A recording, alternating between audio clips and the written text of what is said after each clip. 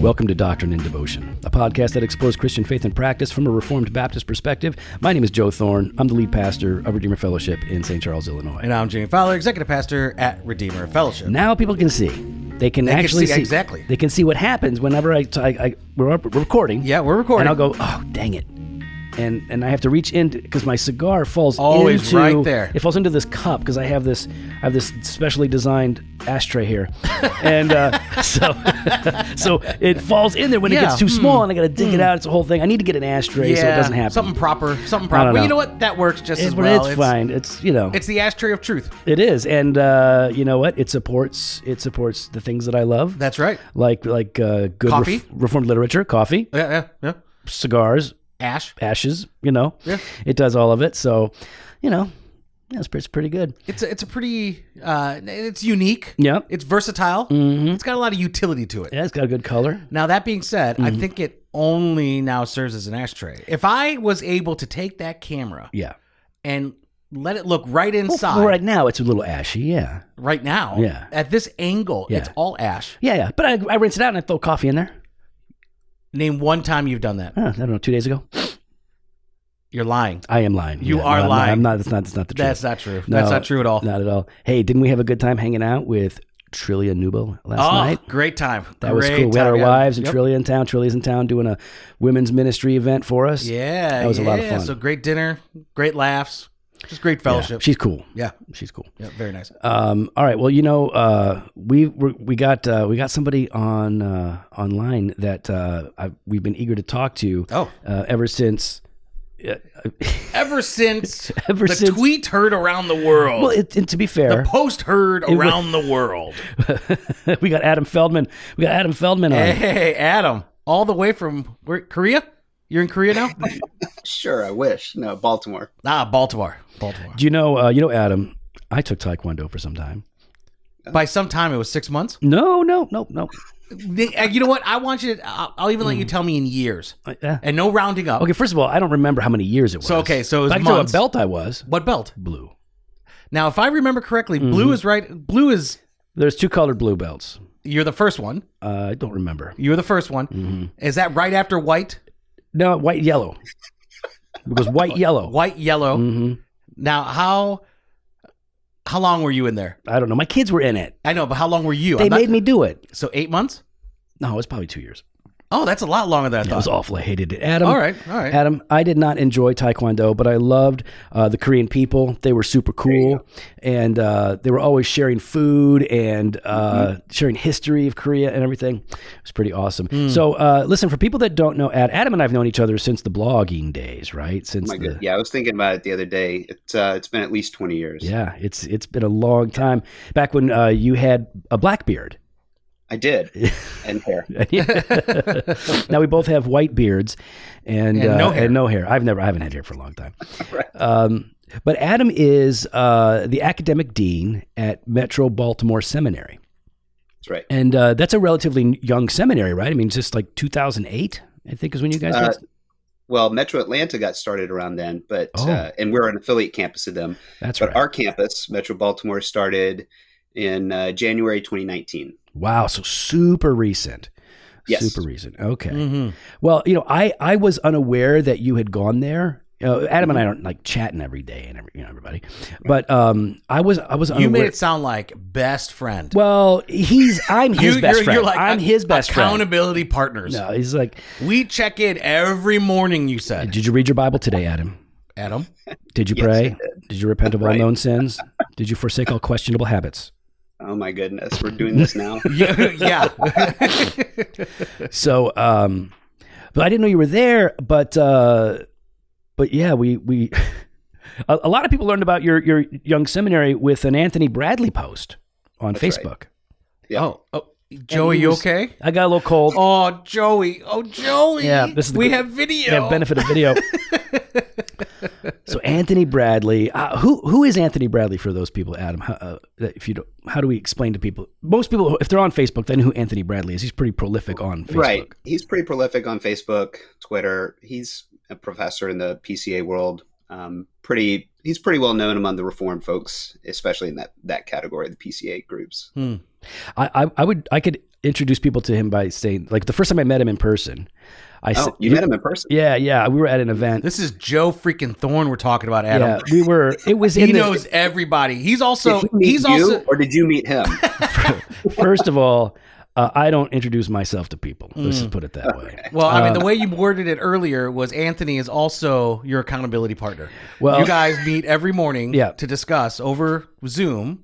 Yeah. Prayer time, scripture time, whatever we time, need to. whatever things. No, we were at some event, and so I walked up to him and I said, you don't know me, but I said, I love reading your content on Facebook because you're one of the few guys that makes me angry and makes me think, and oftentimes, like, you wind up like changing my mind on some stuff, and then sometimes I think you're right on, but other times I think you're totally nuts. Like I said, like, you are the guy that, like, drives me crazy, but it's worth reading. He's a guy he's definitely controversial in some of the, and not in a bad way. Though I do think this take was very unfair. I'll go ahead and bring it up here, Adam. Okay. We have it here. So Anthony Bradley popped on, and what did he say? He said, I don't even know if I can. I can't read that. Oh, I can. Okay, read good. it. I'll take care of business. It's small. Here. So what was his general take? While I'm trying to bring it up, what was he saying? Oh, it's showing. I'm looking at it. So in general, he's talking about our primary campus, Metro Atlanta Seminary. He refers to the seminary as unaccredited, right, and as a diploma mill or degree mill. I can't remember which one he uses. They kind of mean the same thing, I guess. Yeah, he does. I finally have it up. I can see it now. Okay, let me read it. It says, what is Metro Atlanta Seminary? These degrees are unaccredited. There's been an uptick in people attending unaccredited schools to get degrees, especially doctorates, in quotes. These used to be called degree mills. Thoughts? I'm confused. There are plenty of accredited options out there, so why are people choosing these unaccredited schools? Okay. I think it's fair to say that that's not a very fair take or even a real question. It's pretty much an accusation, right? Right, yeah. Okay, so let's just start off with it. I mean, what is Metro Atlanta Seminary? Right, in quotes, right? Yeah. Yeah, so, well, first of all, from the outset, Metro Atlanta Seminary, Metro Baltimore Seminary, we share the same concerns that our brother does. Yeah. There are unaccredited institutions out there that are degree mills, that are literally, you pay some money, you get the degree. That's certainly not us. That's certainly not, our brother's institution either. But Metro Atlanta Seminary was started out of Perimeter Church, which is a PCA church down in the Metro Atlanta area. It was started through their local presbytery down there as an education arm to provide Reformed theology for those men pursuing ordination, and also for just anyone who is interested in ministry or learning more about theology. So they started that up several years ago.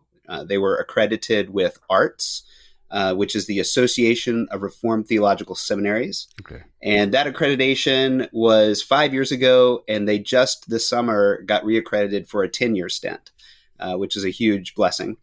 So Metro Atlanta now has, they continue to have their Bachelor of Theology, Master of Divinity. They now have a D-Min program, and they have 4 campuses. So they have one in Augusta, Georgia, one in Auburn, Alabama, one in, of course, in Atlanta, and then us up in Baltimore. So we're the oldest of those additional campuses, and we were started from the outset with a desire that we would eventually become our own entity. so that we would eventually come out from underneath their umbrella and become our own institution. I could talk more about that later on, because we're actually 2/3 of the way through our own accreditation process with arts. We are accredited through Metro Atlanta, but we are in that process of basically becoming a plant seminary, right, and becoming our own institution. So that's the seminary in a nutshell. Now, let's talk about accreditation. What is it? And how do people traditionally think about it? Sure. Because there are different ways in which people can use the word accredited, correct? Right. Yes, that's true. So in Anthony Bradley's post, he's referring to accreditation that gets you the .edu at the end of your email address. So I work for an institution that has a .org address. What that means is our accreditation is not through an entity that is currently recognized by CHIA, the Council for Higher Education and Accreditation. That said, Arts has initiated that process with CHIA, and it's a multi-year process. Right. It takes a long time. And the estimated time when they will be recognized by CHIA is in 2023. So that's coming down the pike really quickly. Yeah. Anyway, so accreditation is just basically an outside view looking in at your institution to make sure you meet specific standards of academic progress, student retention and enrollment, accountability and governance. There's a whole list of standards. Arts in particular has 11 standards that they require, and then each of those has substandards. And so when you go through an accreditation process, Metro Baltimore currently, it just finished our second phase, which is the longest phase. It begins with an initial application for membership. You're reviewed. They take a quick look at you, that sort of thing. And then they say, okay, you can now do what's called a self-study. So a self-study, and every institution does this. It doesn't matter if you're a state school, public school, private, whatever. Even high schools, secondary schools, everybody does accreditation. So the self-study takes an enormous amount of time. So I came in as academic dean in January. Prior to that, I pastored for 21 years, 16 of which were at the church that I started here in Ellicott City, Maryland. So I transitioned into this role and was greeted with the fact that we've initiated this process of accreditation, and now the clock is ticking. I literally had 9 months to put together a self-study, to learn what it was, to put together everything I needed to do for it. And we literally, actually, this past Tuesday night, the president of our seminary, Dan Passarelli, hit the send button and sent off our self-study. Nice. It took 8 months. It was 91 pages long. And we had 25 supporting documents, some of which were over 60 pages long. So accreditation is no small thing. Right. And to call an institution a degree mill, when I literally saw this as I was putting the finishing touches on this self-study, and I was like, are you serious? Yeah. You have any idea what we've been doing? So anyway, that's the accreditation process. Other institutions in the network are involved in accrediting you. So we will have representation from other seminaries in the arts network who will come and visit our seminary. That's the third phase. They'll do a whole bunch of interviews. They'll look at all of our books. They'll look at all of our records of students and do basically an audit. So that's to be determined. That could be sometime next year. It just depends on when the Committee on Accreditation wants to do it. Nice. So it's looking like in 2023 then, the accreditation is going to be coming through, hopefully, right?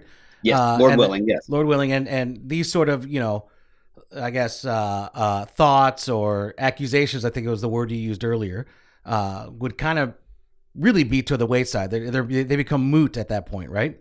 Well, possibly. So keep in mind, Metro Atlanta has been accredited since 2016. So I think so to back up even further, his accusation is not so much about Metro Atlanta as it is about arts. And whether or not arts is a legitimate accrediting entity, because it cannot give you a .edu email address. So the fundamental question I think that he is asking, and it is a legitimate question, I want to be clear about that. However, I think his approach was disingenuous. And if he just looked at the arts website, he would be able to see, that it has teeth, for lack of a better term. the accreditation process that would get us that .edu would mean we would go through one of the 6 regional accrediting entities, which state schools go through, public schools, everybody. And then we would be recognized from, United States government perspective. So then the question becomes, well, which is an appropriate accreditation or not? And you can back up further and say, well, what's the spirit of accreditation? Right. And I think in that sense, in arts, we have, right now, there are 7 accredited seminaries. There are 2 that are in the queue right now. We're one of them. And these are all like-minded seminaries that affirm one of the 5 big confessions from the Reformed tradition, 1689 being the one that's Baptistic, Heidelberg, Westminster. So you have all these seminaries. Some are strictly Baptist, some are strictly Presbyterian. Like our seminary, we are Reformed. We're Reformed. We affirm both the Westminster and the 1689, where they are in agreement, and we say we have no official position on the mode of baptism or church polity. So so it's a great accrediting entity. It's very collegial, and they hold us to high standards. It's not an easy task. Well, it's a weird thing to me to single out a particular seminary, especially if you don't know much about it. To ask questions is fine. Like, I'm all for saying, like, hey, we need our ministers to stop basically cheating and getting garbage degrees that don't have meaning. Right. Like, no, like, of course. Yeah. Like, we're all in agreement. We're all in agreement. Like, so let's, especially except the guys that are getting those degrees. They're not in agreement. Listen, the only question I really have right now, Adam, is before the accreditation, is it cheaper for me to get that D-Min and to buy it? I mean, listen, I don't have full house money. But, first of all, you have full house money. What are you talking about? You got full house money. I ain't got no Lori Loughlin money. Everybody knows you got that Lori Loughlin money. I don't got that money. So, are we talking 80% discount? We'll give you the Doctrine and Devotion discount. Oh, Doctrine and Devotion, hashtag Doc and Devo. So what? You're sending me a cigar? Thanks. Listen, it's pretty good. So yeah, I get that, right? And there are people like that. I think there's been enough press, but it's still good to talk about people like using their honorary doctorates as like as a show. Like, I have a doctorate, when they don't really have it. It's an honorary doctorate. It has meaning, but it's not the same thing as doing the work. What meaning does it have? I guess that. Sorry, I'm not trying to go off a tangent, but what meaning does it actually have then? Adam, do you want to explain what an honorary doctorate means? And when can I get one? Yeah, well, okay, so there is meaning for an honorary doctorate, and again, it depends on the institution that gives it. It's usually basically for someone who has contributed an enormous amount to their particular discipline or to human civilization in general. In that case, an institution would recognize somebody with an honorary doctorate. So, can I buy that? Well, I just want to say, like, there are some luminaries that had honorary doctorates. Bill Cosby, for example. Yes. Listen, when I lived in Uganda, that the pastor that I lived with, he got an honorary doctorate from some school in New York, right? Some seminary and everything. And this guy went off the deep end. Because now he has a doctorate? Well, yeah, but I mean, he went off the deep end. And everyone was questioning, like, how did you get this? How are you? He kept referring to himself as a doctor, a doctor. And it was like, I don't want to say his name because you Google his name. Yeah. He's all over the internet. All right. Well, crazy. we'll leave him alone. Adam, listen, yes. I love, Jimmy loves the church. And that means we want to see the church strengthened. We want to see churches planted. We want to see ministers educated. And I think it's fair to say, regardless of how things should be, we can argue about that. We need seminaries. Yeah. We need them. Yeah. And we need scholars who specialize in particular fields, whether that be language or history, to educate our men to go out there and to do the work. Now, I think that there's great value in different kinds of seminary experiences, and we all have opinions about what we think is best, but clearly the culture has shifted quite a bit. Things are different today, and we need various ways in which people can get into seminary and actually get a good education. Yeah. And sometimes there's financial restrictions. Seminary can be very expensive, and most of us don't want to go into ministry where you're not going to make much money in great debt. That's not smart. Yeah. Where you're going to be able to pay it back. So there are different. We've seen online schools and schools that have a physical presence, like Midwestern. They have an online program that's very strong. But I've seen other seminaries popping up, and I've seen them in other countries. They're not even worried so much about being accredited, especially on the front end. They're trying to put something together that's rigorous and valuable, but affordable, accessible. Tell us a little bit about like what makes Metro Baltimore different from other seminaries in a positive way. Like what are the basic similarities, but like why is it appealing to people? Yeah, absolutely. And this is my heartbeat. Okay. So, and let me just share with you real quick why I in particular resonate with this seminary. So my own MDiv experience at New Orleans Baptist Theological was at the satellite campus in Atlanta. And so because NOBTS is ATS, or the Association of Theological Seminaries accredited, there's a certain amount of time you have to spend literally, physically on campus. And so I would have to travel as a youth minister right out of college, making 18 grand a year to New Orleans. 18 grand. Yeah, it was nice. Yeah. Making 18 grand a year, right? It was great. But I had to pay for all my books. I had to pay for tuition. I had to pay for airfare. I had to pay for hotels. I could not relocate because the only position I could find at the time was there in Atlanta. And it was a burden on me, and to some extent, I had other payments I had to make as well. So, but it was doable. And here's the cool thing about it. I really enjoyed it because my seminary experience was contextualized in Atlanta. It was where I was living. I was ministering and I was taking classes, and I could figure out what am I using, what am I not going to use. Fast forward to several years later, I knew I was going to get a doctorate, and it was a question of PhD or DMin. I'm a practitioner at heart. I am a pastor. I am a teacher. I am a counselor. I am not I am academically inclined for sure, but I am not an ivory tower academic. I'm not a researcher who's going to be writing, tomes and that sort of thing. So I went the DMin route. Right. And I knew that would limit my my ability eventually in higher education. I knew that to have the PhD would be much better than to have the DMin. So you're saying with a DMin, you couldn't like become the academic dean of a seminary? I think it might be possible. I know a guy. So the DMin is a practitioner degree. It's or they call it a professional degree.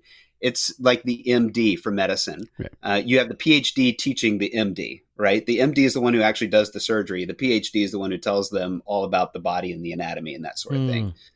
So fast forward several years, I go on sabbatical in 2019. The church gave me a 3-month sabbatical, which is a huge blessing. We had just come through 2 floods in our city, and we're heavily involved in recovery work. And I was done.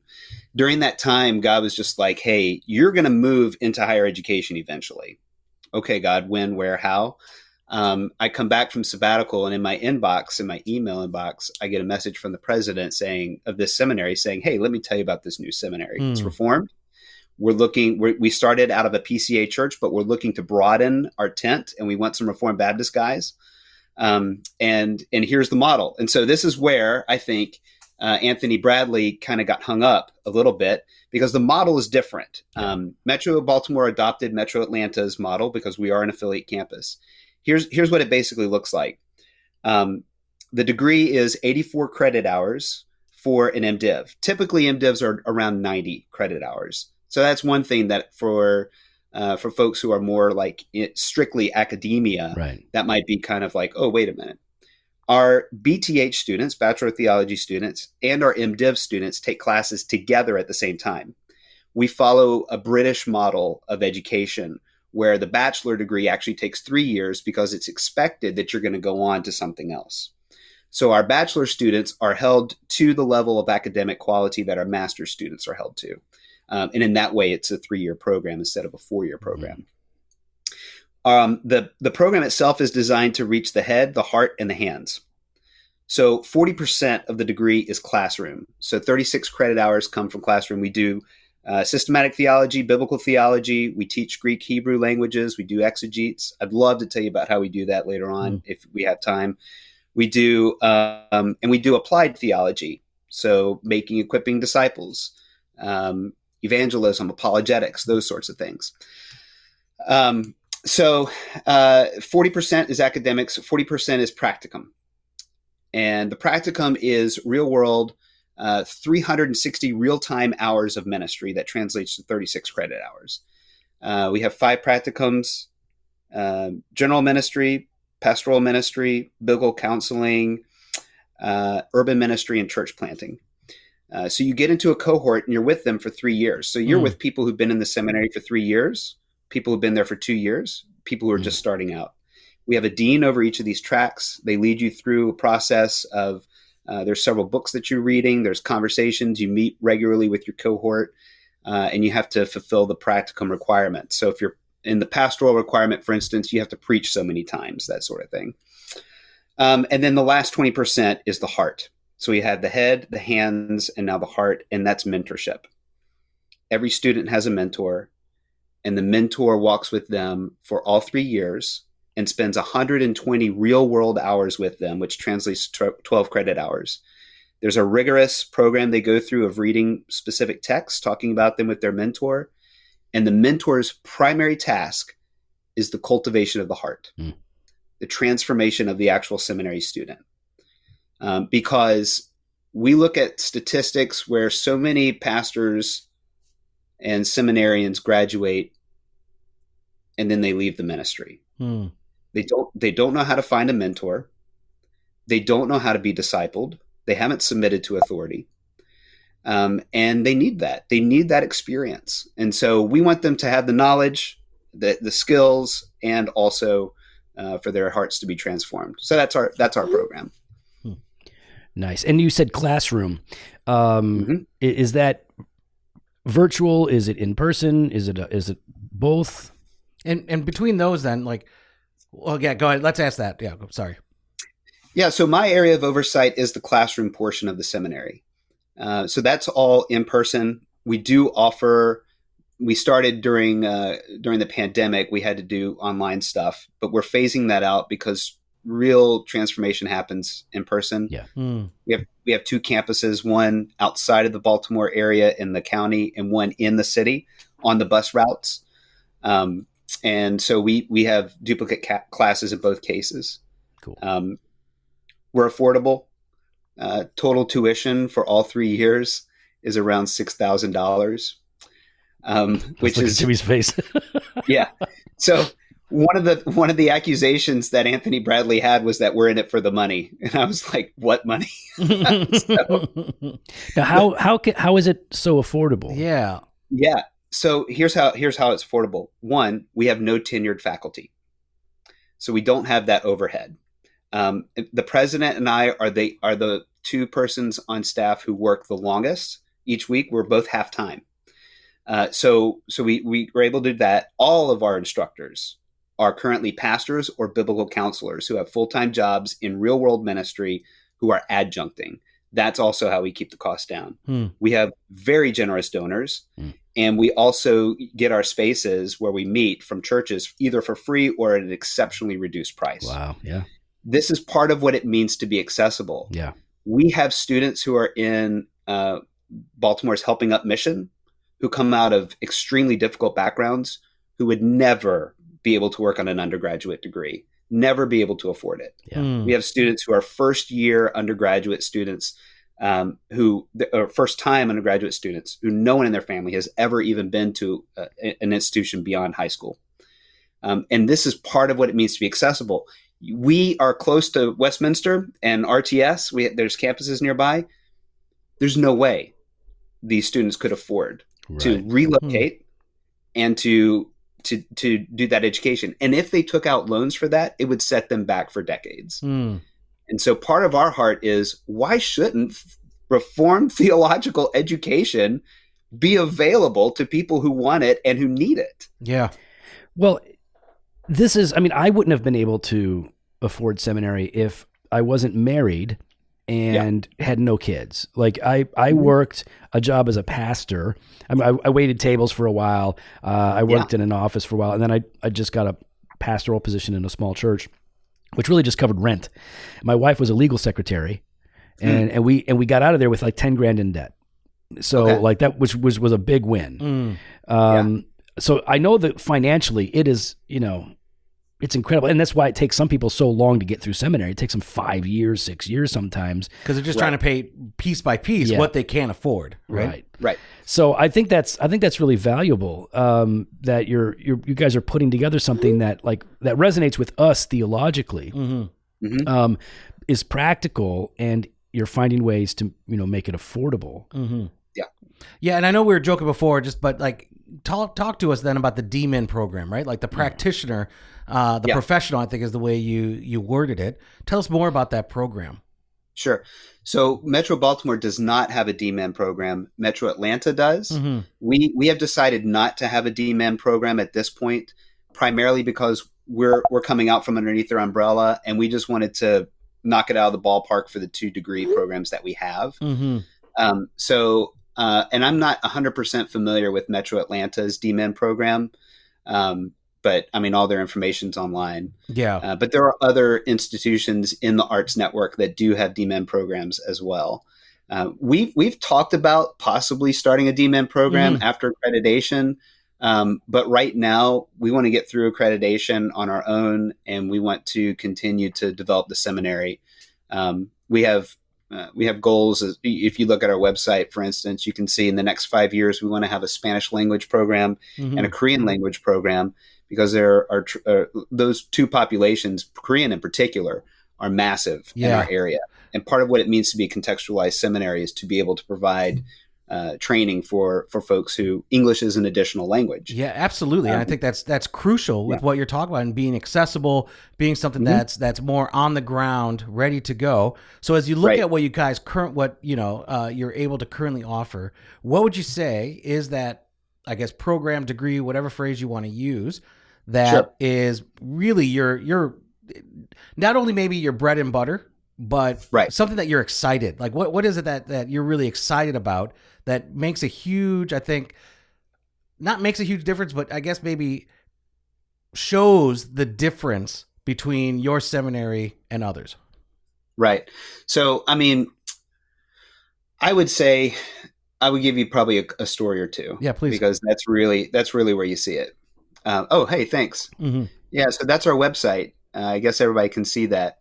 I would just encourage everybody to watch that video, because those are our actual students right now. We are pursuing accreditation because we have been in existence for 3 years. You have to be in existence for 3 years and graduate your first class. And we did all of that in May.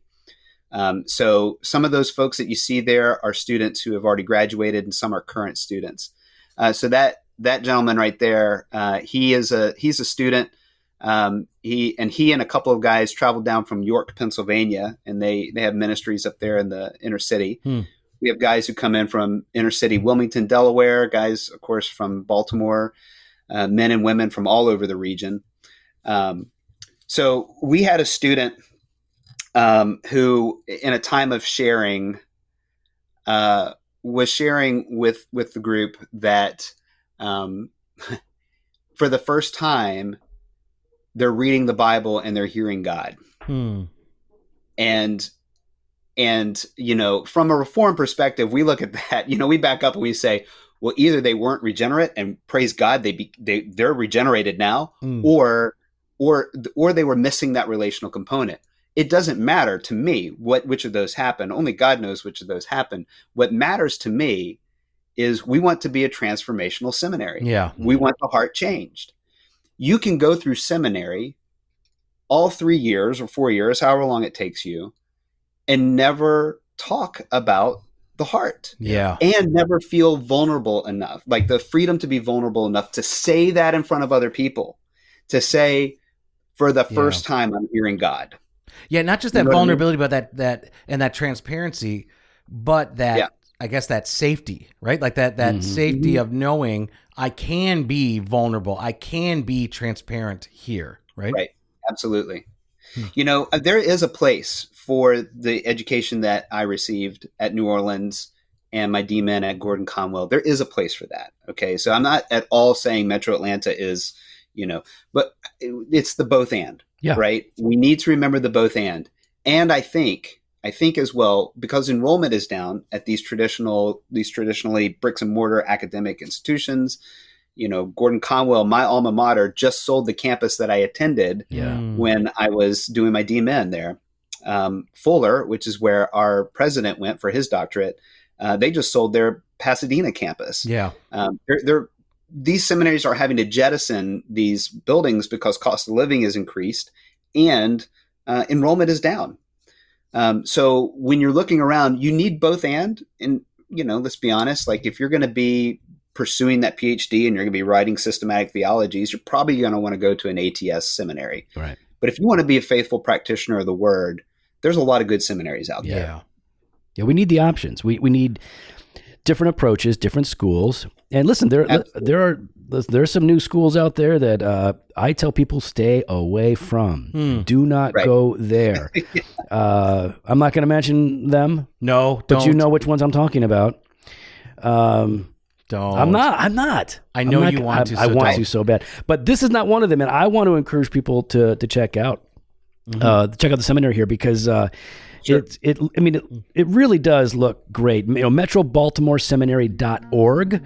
So they can go there. Are you guys on the social medias? You got your seminary on? We are. We've got an Instagram. We got a TikTok. What? And, yeah. How about that? One of our students just started it. Sweet. What's hey, you give me the information. We'll put it all in the show notes, okay, Adam? Yeah, Metro Baltimore Seminary.org. Yeah, go there, check it out. And listen, if you're a student there, hit us up on social media. Tell us how it's going, what you love about it, what you appreciate about it. Adam, thanks for coming on, man. We really do appreciate it. Jimmy, if people want to jump on and get into this conversation, how do they do that? Yeah, you can follow us online on Instagram, Twitter, @DocandDevo, or on Facebook /Doctrine and Devotion. You can head to the website, doctrineanddevotion.com. There you can contact us. You can sign up for the email blast, hit up the store, jofostore.com, and grab some gear. We got that fresh pod every Monday and Thursday. We got blog posts and video content over at the website. And Joey, we've got that all access exclusive. How much access? All access. All of the access. Exclusive ad-free content. We've got that Banter Truth on Tuesdays. We got Weekday Wisdom Monday through Friday. That's a good way to support the podcast. Right there in your podcast player, you can hit support this podcast. You can subscribe or go to doctrineanddevotion.com/all access. Later.